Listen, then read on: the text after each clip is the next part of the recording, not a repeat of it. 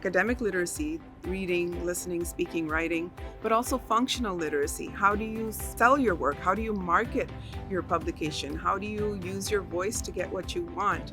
And then there's critical literacy. And in this society, in this world where kids are bombarded with information, there's no lack of input coming in.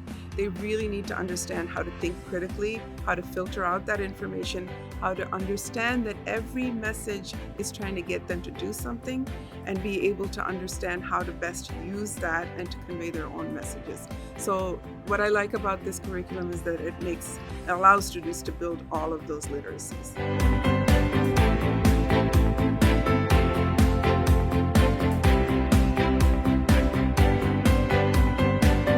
I think it's a wonderful experience. Dr. Pudina, she did a wonderful job of diving into details of how to craft a lesson, eventually turn to a published work or a project. I can write just like them, and I can be in a published book too. So that's one thing that I look forward to taking back from this conference and implementing and getting my students to think about in the classroom.